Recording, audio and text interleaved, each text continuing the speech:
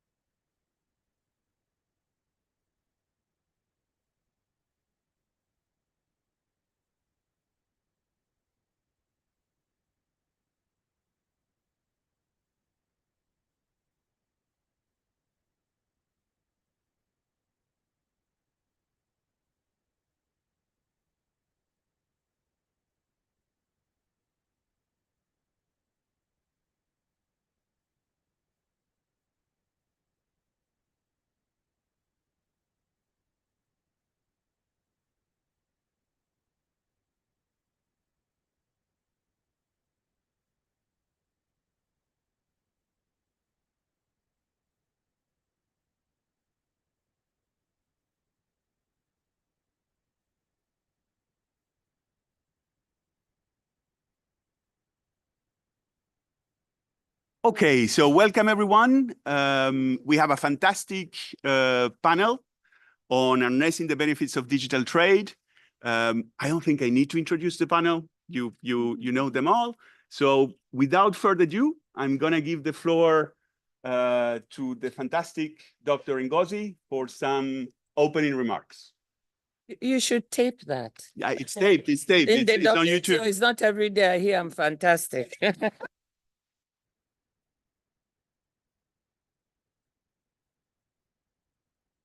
Well, thank you very much. And I'm excited to see so many people in the room. And we have a really fantastic panel. As you know, this is one of the most important topics to me. So let me welcome all of you to this to the Aid for Trade review this week, and specifically to this panel on harnessing the benefits of digital trade. I think WTO staff are probably tired of hearing me say that the reason I'm excited is because I truly believe the future of trade is digital. It is services, it's digital, it's green, and as I say, must be inclusive, which means that with digital trade, we should also bear in mind how to use it or make it inclusive so that those who didn't benefit will benefit. The digital economy presents immense opportunities for growth, innovation, development, and as I said, inclusivity. Trade in digitally delivered services is the fastest growing segment of global trade. It's growing at an average of 8% per year since 2005, and quadrupling in value to reach $4.25 trillion last year. This growth, if you look at the numbers, is faster than growth for trading goods and even for other services. It's particularly promising in Africa, and it's promising in other developing parts of the world. Given the combination of tech-savvy young people we have all over the world, developing world now, and the scope to overcome such obstacles as geographical distance from markets and weak transport infrastructure. But looking at Africa in particularly, the share of the continent in global exports of digitally delivered services is less than 1%. As you know, much of that trade is concentrated in the developed world. I think about 73% of digitally delivered services trade. But what we see is exciting growth and bright spots in the developing world. I was in Chile recently, Uruguay, Peru, and if you look at their numbers, digitally delivered services trade is growing from the high single digits to the low double digits.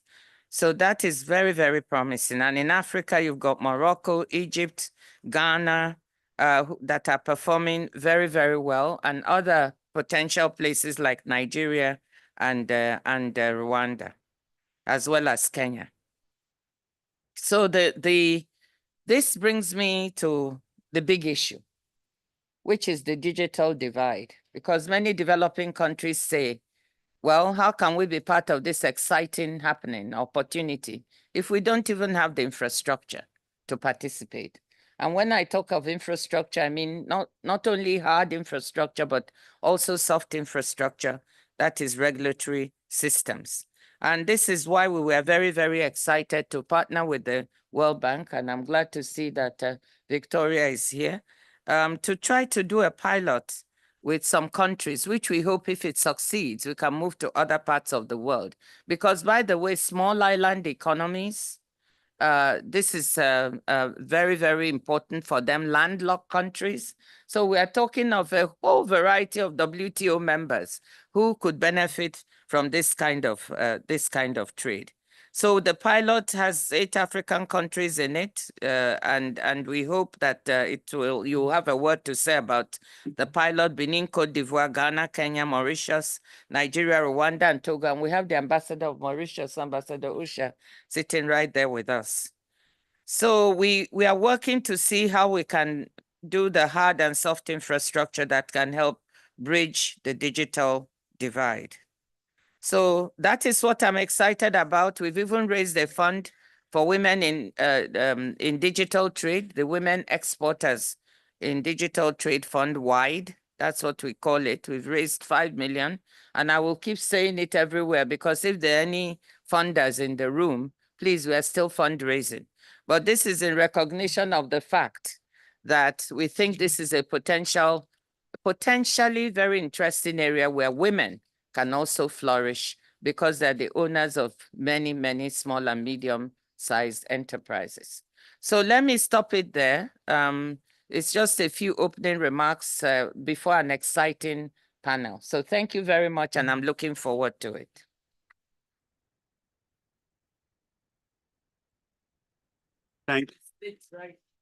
Thank you very much, Dr. Ngozi, for setting the framework for this panel, and we look forward to your questions later on. So I now turn to Ambassador Hun Sen Tang. Ambassador Hun Sen Tang from Singapore, who was surprised by the shift in the order of presenters. Dr. Ngozi talked about the regulatory challenges. This is something that you have been working on. Singapore has been championing the discussions on digital trade in the WTO and outside the WTO. What advice could you give to developing countries as they strive towards greater integration into the digital economy? Thank you very much, Marcelo, and thank you, Dr. Ngozi, for framing our discussions this afternoon. Very good afternoon and welcome to all the participants here. You have asked what advice I would give to developing countries as they strive towards greater integration into the digital economy. As a small trade-dependent developing member, allow me to share 3 thoughts with you. First, I would encourage developing countries to fully embrace digital trade. This is because digital trade, as you have heard, has evidently become a key engine of economic growth. As Dr. Ngozi highlighted from the outset, the future of trade is indeed digital. Just to share with you some statistics, over the last 2 decades, global exports of digitally delivered services increased by over 352%, outpacing all other commercial services. For LDCs and developing countries, this translated into an increase in services export by more than 4-fold and 3-fold, respectively. More importantly, digital trade connectivity can deliver significant benefits to MSMEs, including those run by women entrepreneurs. In a recent study by the World Bank, there are more than 9 million women-owned MSMEs, which are potential drivers for economic growth. Enhanced digital connectivity will facilitate their integration into the global economy by lowering costs of business operations.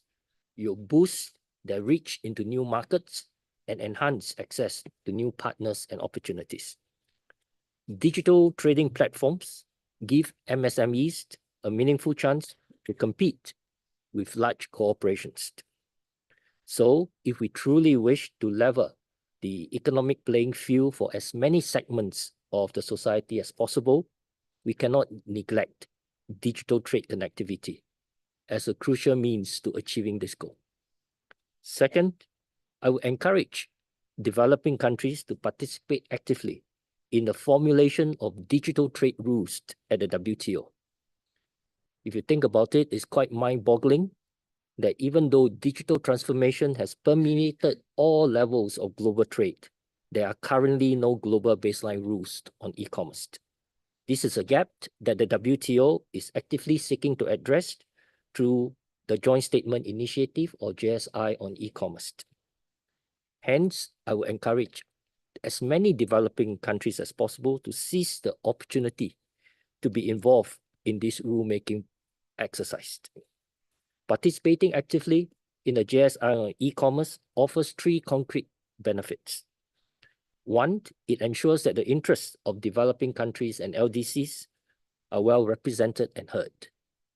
2, it lays a foundation for developing countries and LDCs to benefit for global digital trade. And 3, it enables developing countries and LDCs to shape international regulations. Furthermore, with the JSI's broad-based membership, countries will be able to open doors to opportunities in markets across all major geographical regions. On this note, I'm delighted to announce or to let you know that we have the 91st member in the JSI in Cabo Verde. Cabo Verde's participation reinforces the fact that developing countries continue to attach great importance to the JSI on e-commerce and their recognition that the JSI will contribute to narrowing the digital divide. Third, I would encourage developing and LDC members to invest in developing their foundational digital infrastructure. In a way, this is a partial response to Dr. Ngozi's point earlier about the importance of developing digital infrastructure. What is foundational digital infrastructure? In simple terms, it would encompass 4 pillars. 1, digital identity. 2, authorization and consent. 3, payments interoperability. And 4, data exchange.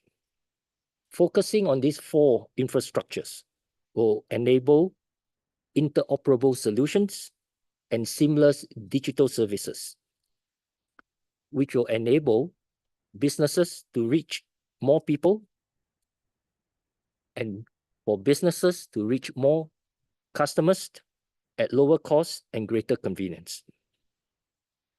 In this connection, I just wish to draw your attention to a study that the Monetary Authority of Singapore, together with the central banks of Brunei, Cambodia, Ghana, and Kenya, had published with the support of MasterCard, and that study is entitled Foundational Digital Infrastructure for Inclusive Digital Economies. To share just one example, Cambodia has developed its digital infrastructure with digital identity at its core, and this has facilitated digital government service delivery and social and financial inclusion. Over 68% or 11 million of the Cambodian population has already been issued with a national identity, and this provides a strong foundation for the development of a fuller digital infrastructure. To be successful, the public and private sectors must partner to co-create common digital infrastructures and avoid the pitfalls of isolated technology solutions or otherwise known as digital islands. As the saying goes, chance favors the prepared mind.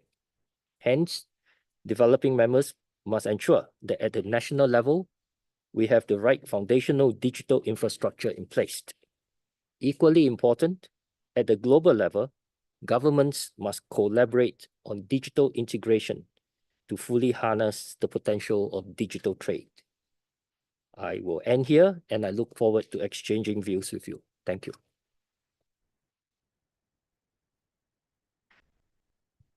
Thank you very much, Ambassador. I now turn to the second speaker in this randomly organized list of speakers.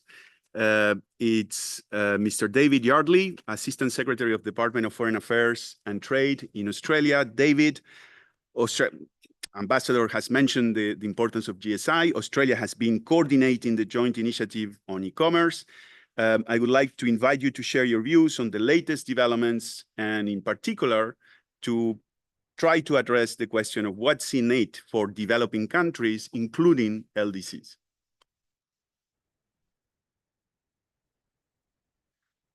Thank you so much. And it's an absolute honor to be asked to join the panel today. Excellencies, Director General Excellencies and everyone here. So I really wish actually on the second part of your question, the what's in it for LDCs, I really wish everyone had been able to be with me in the panel I've just left, which was with LDC countries as the predominant part of the panel, speaking about precisely this question. And, you know, one of the things I really took away from that is the digital economy is a reality. It's having a transformative effect on developing countries and LDCs. And I'm even going to quote something I heard on the panel that I've just left, not said by me. The interest is not because it's trendy, it's because it's a reality. And we need to seize the opportunities. The way we would see it, we need to seize the opportunities we have now to make progress on global rulemaking, promote a balanced and ambitious model. So the current opportunity of the JSI is there to set consistent, inclusive, prosperity-enhancing rules for digital trade. I do want to take it back a small step because one of the opportunities for me has been to engage through a variety of lenses with this issue. So essentially, I've mentioned rules, and Ambassador Tan mentioned rules as well. That's been one of the main reasons I've been here in Geneva. But of course, we need to think, this is Aid for Trade Week. How do we bring the conversations together? That's really, I think, some of the core of how we get to this question of how the rules play their part in helping LDCs and developing countries. So yes, we're negotiating digital trade rules. But the second is looking at the aid for trade that's there at the global level and the sort of support that can be given there. The coherence that comes through the rulemaking process only feeds through to developing outcomes by being done in tandem with the development support. And I think a crucial element that's sometimes missing from the conversation is the role of the large bilateral work which is also being done and which I've seen up close.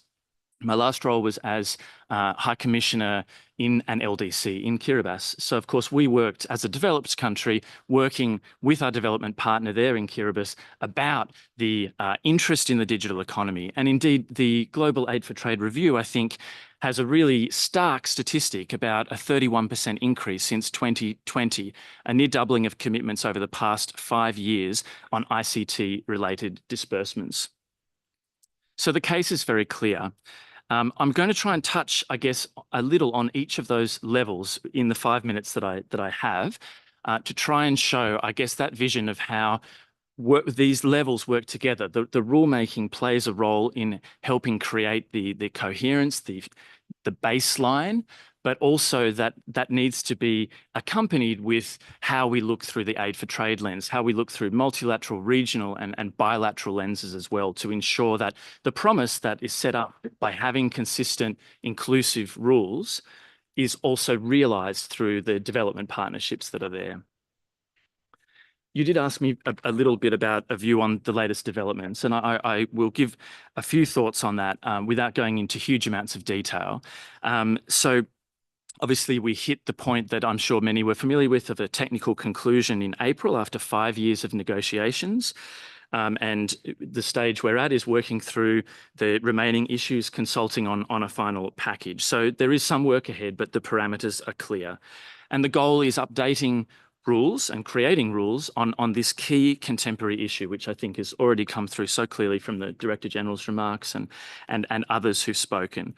The disciplines there include some on digital trade facilitation, so electronic payments, electronic invoicing, some of these nuts and bolts, a very important set of rules that look to build consumer trust, commitment not to impose customs duties, and of course a focus on development and cooperation opportunities, because openness and inclusivity have been core pillars of this agreement. So I want to take a little step backwards from that and highlight, I guess, how we look at digital trade rules and some of the way that they can unlock and optimize benefits. Because we really do think digital trade rules work to promote the interests of consumers and society and support cooperation and inclusion that can help bridge the digital divide. We have the chance to lock in standards and norms that manage the risk of trade restrictive, coercive, or distortive behaviours in this space. We see digital trade rules playing a role in unlocking and optimising benefits by addressing impediments to trade, such as providing predictability to businesses, boosting the productivity of micro, small and medium-sized enterprises, supporting female entrepreneurs, linking rural and regional areas to new markets, providing consumer welfare, and creating quality jobs. So as I've mentioned, the aid for trade at the global level has a key role. When you have a rule set taking shape such as this, that gives a basis. So Australia has recently invested with UNCTAD for the first time in their ECDE program around needs assessments, because of course that's the logical thing that follows from saying we have a coherent rule set. Okay, so what do we do with that? Well, now we need to harness those opportunities for needs assessment, take advantage of implementation periods, actually start that process towards being able to use those rules to make the kind of coherent trading systems that we're looking for. The regional level plays a key role as well, and what we see vividly from the Australian perspective is the Pacific Islands Forum work, the e-commerce initiative, the trade facilitation strategy that's just been launched this week, because that can aggregate across the region the experiences. It can create a forum for learning of lessons from each other. But also it has a good link to that multilateral level where there's rulemaking and the sorts of work done by organisations that have that global perspective. But as I've said too, this doesn't play out ideally without the bilateral side as well. And so, you know, often when we come to looking at what are some of those barriers that the LDCs will refer to, you hear them speak of the infrastructure challenges, the skills challenges, the digital literacy challenges, and the policy-making challenges.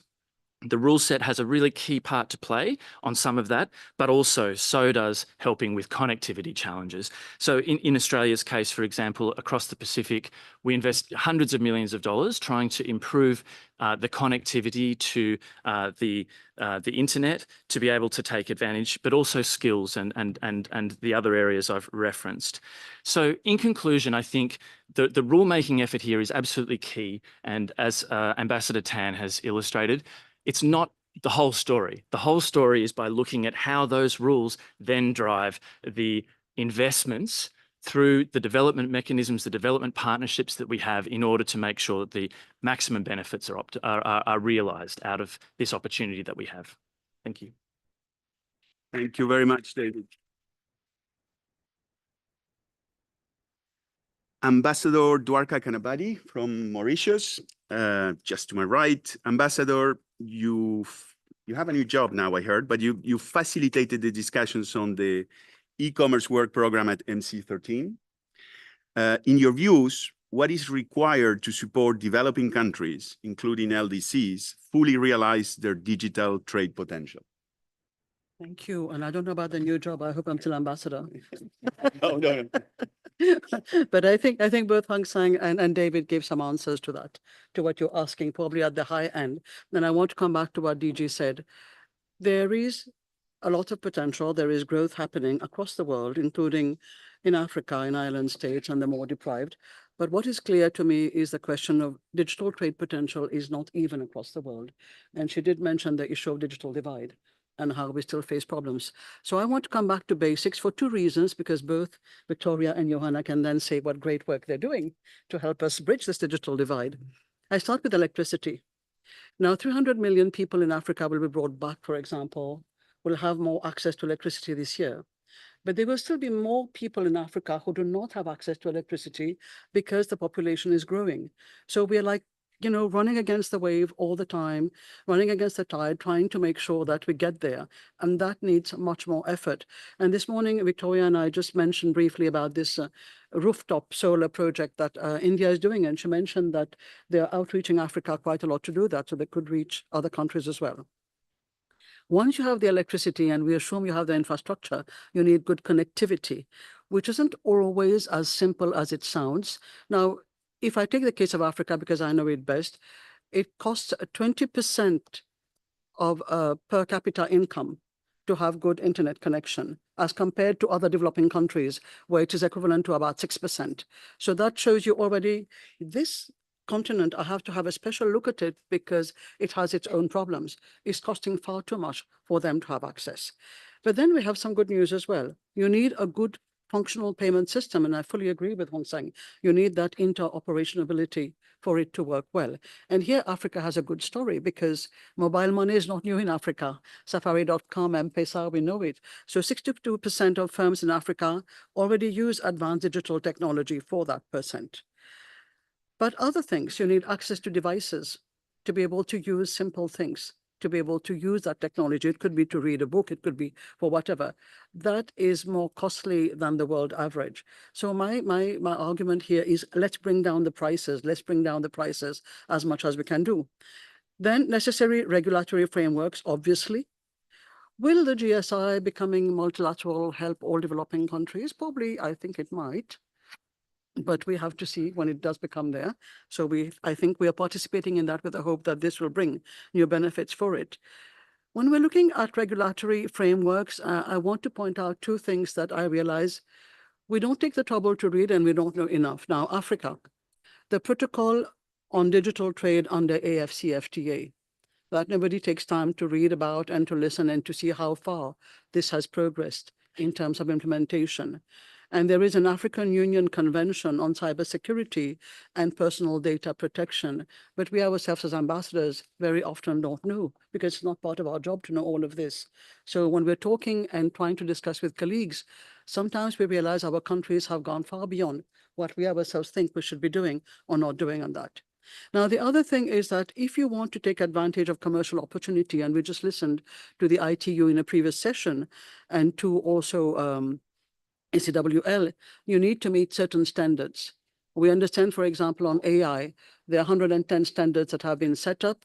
How do you help countries get to those standards? How do you get them to participate in the elaboration of standards on things they don't necessarily totally understand?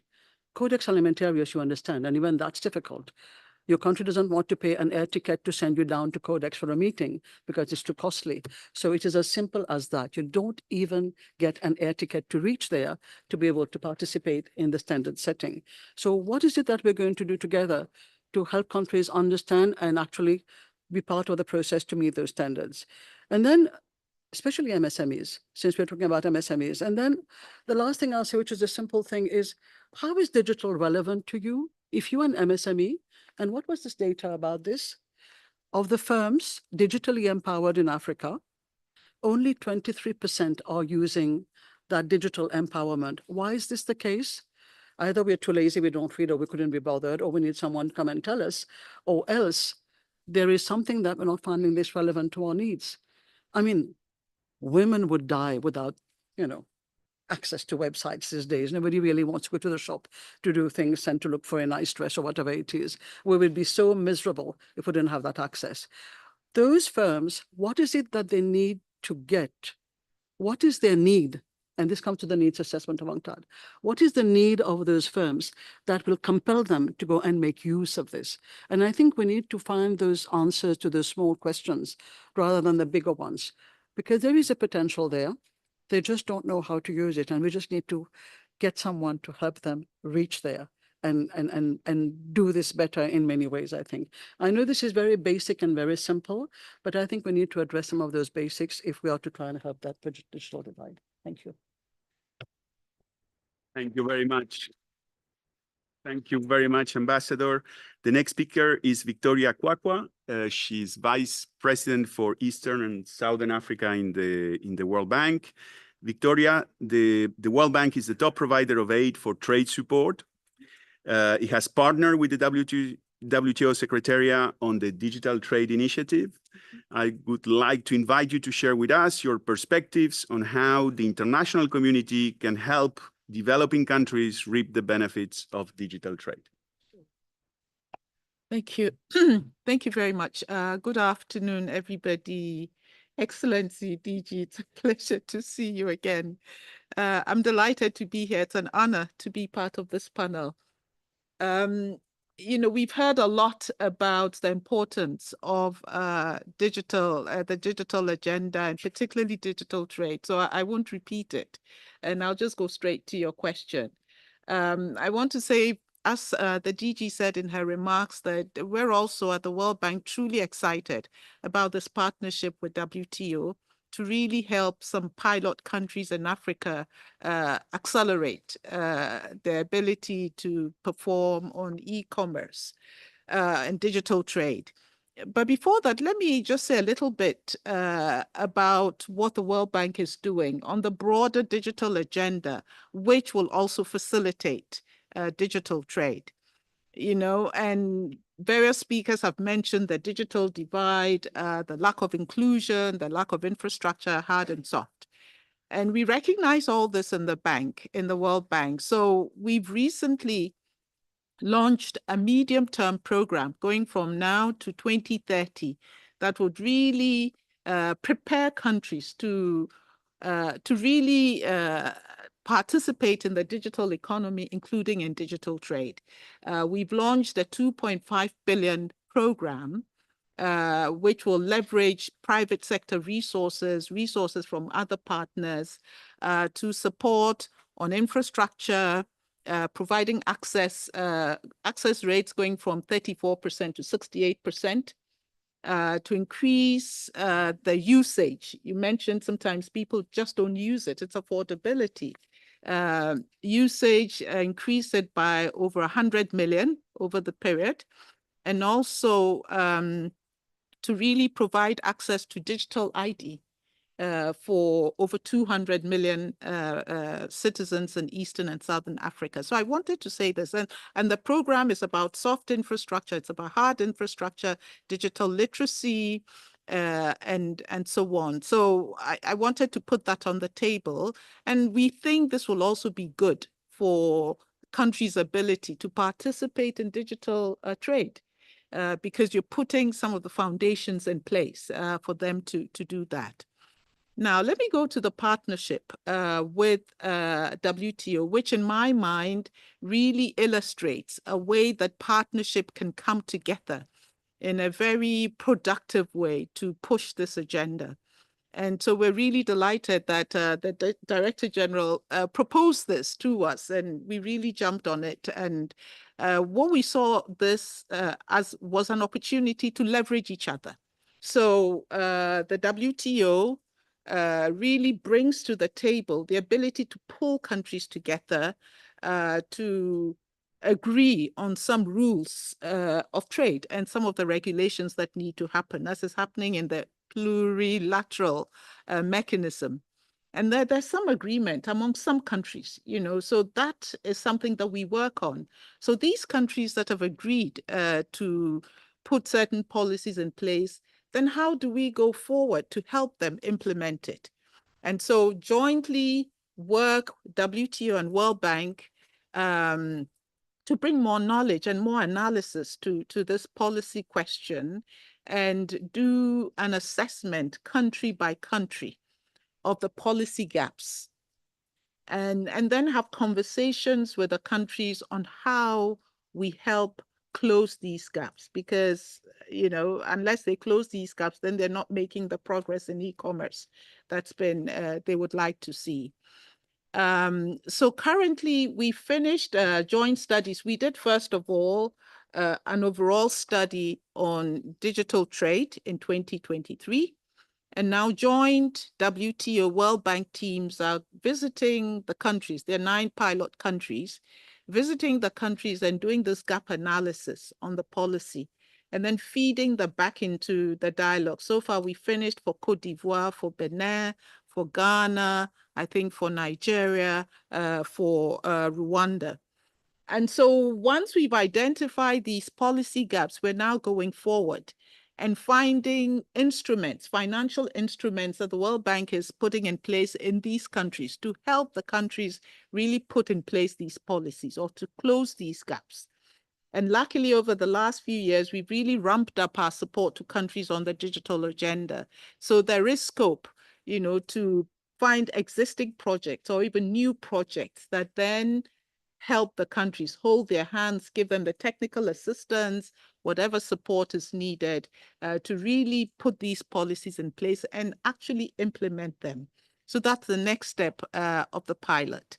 And then in addition, we're also looking at some of the hard infrastructure gaps that stand in the way, which we're hoping to bring to the table through programs such as I've announced, which will take at least 20 countries in the region over the next 7 or so years and work with them on a well-defined program, well-articulated to address some of these gaps. So, what we realize is that we need globally to work more in partnerships. Partnerships are super important. The challenges are huge, and working in partnerships gives the opportunity to make the whole bigger than the sum of its parts.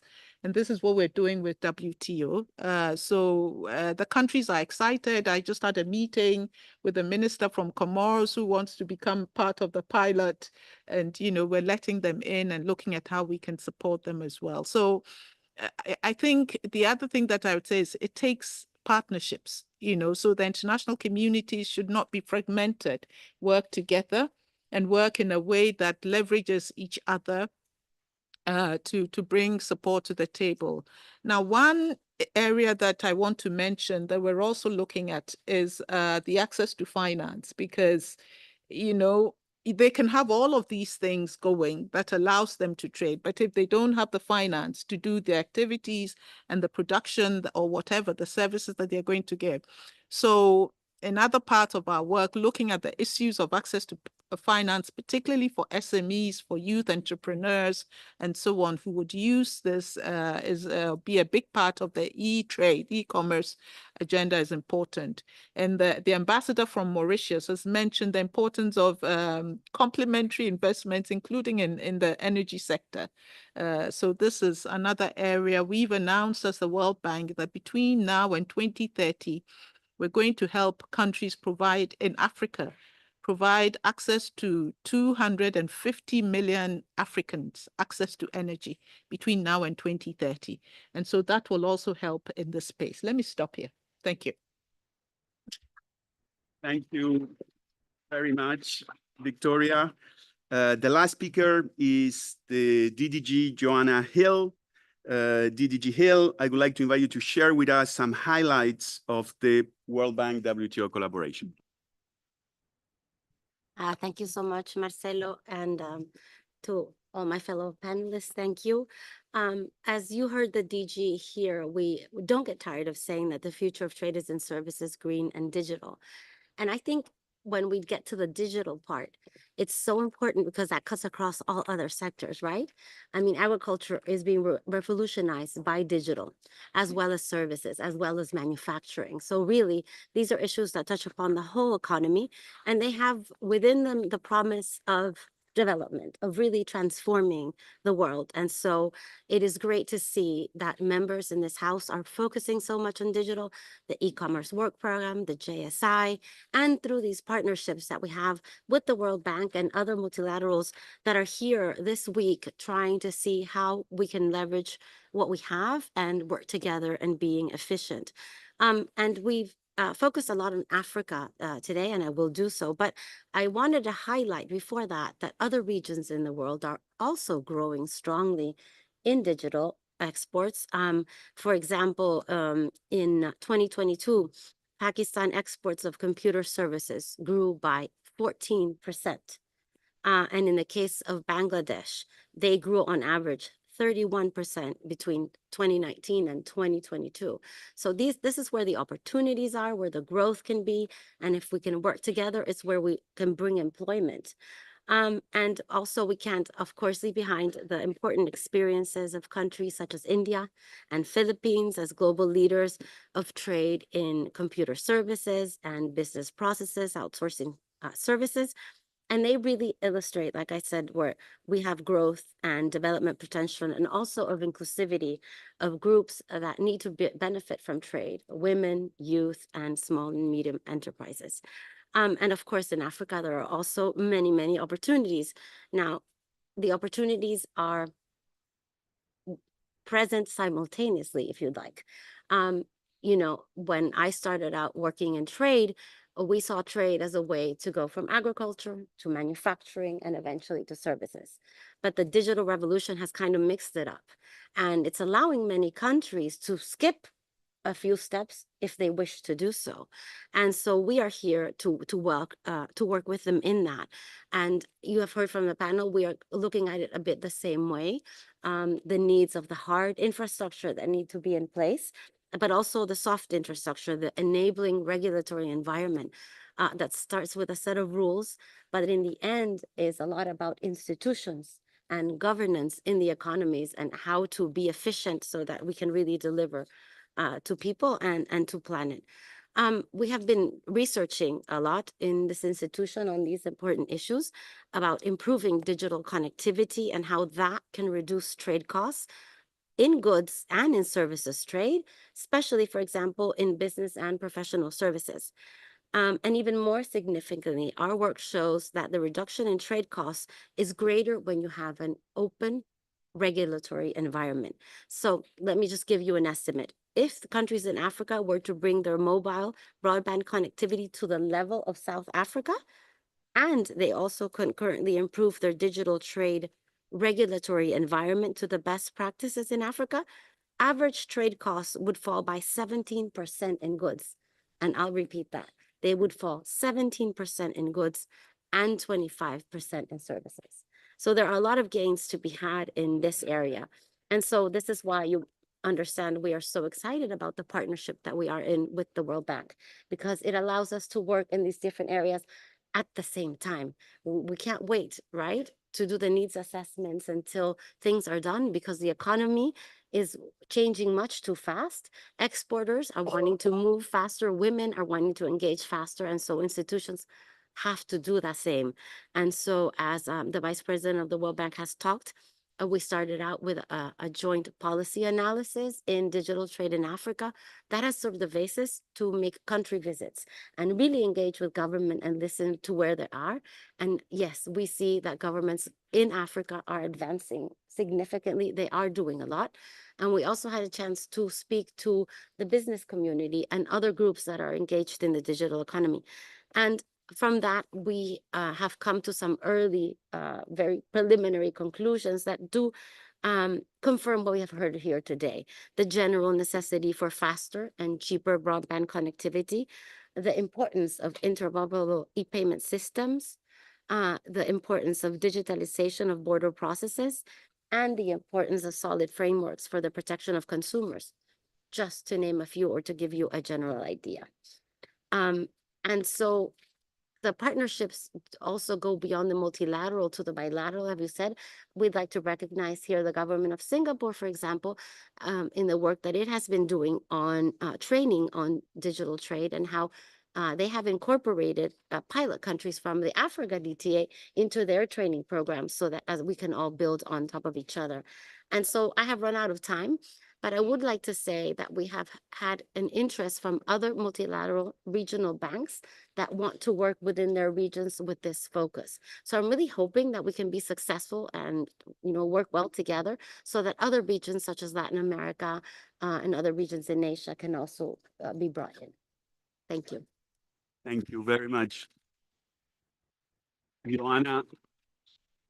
Thank you to all the panelists. I'm going to open the floor now. We have a very tight time constraint because there is a big party apparently at 4:30 for the ITC and we cannot miss it. So I'm going to only open the floor for 3 questions. So please be super brief. Introduce yourself and be super brief. I'll have to wear my glasses because I can't see anything without them. The first hand was there. First hand was there. Yeah. Yeah, one. Oui. Other hands up. Second hand. Okay. Third hand. No, you're gonna go first, but I want to set the order. Third question. Okay. First, second, third. Please go ahead. Ok, merci bien, monsieur le modérateur. Je vais commencer par remercier les panélistes pour la qualité et les renseignements reçus. Je voudrais continuer par remercier Madame la DG et son équipe qui abat un travail formidable, remercier la Banque mondiale et l'ensemble des partenaires. Et dans les propos de Madame la DG et de la Banque mondiale, il est ressorti que le projet pilote concerne 8 ou 9. Donc, je voudrais être situé sur le nombre exact. Et deuxièmement, est-ce qu'il existe une feuille de route? Une feuille de route que il voudrait bien partager, bien sûr, avec nous, et que notre souhait dans ce travail, c'est que s'il y a une feuille de route, nous souhaitons que les missions permanentes à Genève soient impliquées pour également pouvoir s'imprégner et participer à la mise en œuvre de ces projets pilotes-là. Je vous remercie. Excusez-moi, est-ce que vous pourriez Je suis répéter? Irissa, délégué du Burkina Faso. Merci beaucoup. Est-ce que vous pourriez répéter votre question à Madame Kwakwa? Oui, en fait, s'il y a une feuille de route, est-ce qu'on pourrait bien nous la partager? S'il y a une Oh, feuille de route dans le cadre de la mise en œuvre de ce projet pilote-là, d'accord, et également le nombre, parce que Madame l'a déjà parlé de 8 et elle, en intervenant, elle a parlé de 9. d'accord, d'accord. Merci. Merci beaucoup. Michael Roberts, I'm the head of the Aid Trade Unit at WTO, and excuse me for just making a very brief comment. I was struck by Victoria Kwakwa's comment about connecting the World Bank agenda on upgrading Africa's electricity generation. And I wanted to give an example of how and why this matters in the context of ICT.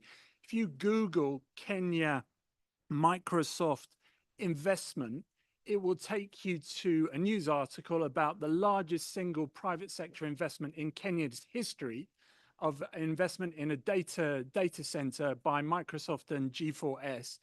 And this is predicated on access to geothermal energy, clean, green energy. So that's where the connection comes in. And data sectors are a growing, energy-hungry area that obviously connects to this agenda. So that's something that I think a role that obviously the bank and others can play of making that connection between clean energy and ICT and the growth in the digital economy. Thank you.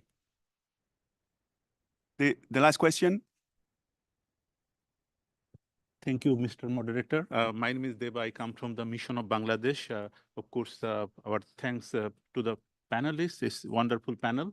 I have just one question, particularly on the benefits of digital trade. As Assistant Secretary, Mr. David Yardley rightly pointed out, we are in the session for LDCs. It's an opportunity, but at the same time, do any of you just think that the issue of data governance, I mean, who protects the data of the consumers, whether that would be a concern for developing countries and LDCs? Thank you. Thank you very much. So now I turn to you. We are going to go in this order. So we start with you, Victoria, if that's okay.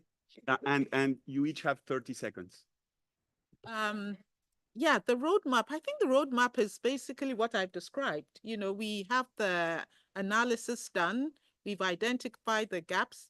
We discuss with government, and then we find existing projects that can help close that gap. So that's pretty much it. And our office, and of course the WTO is here, can help you discuss with you're talking about the permanent mission here, getting more information. I think that can be made available to you. I think the second point was just a comment about the importance of the links between green energy and the ICT, and we agree. Thank you very much. Victoria, Ambassador.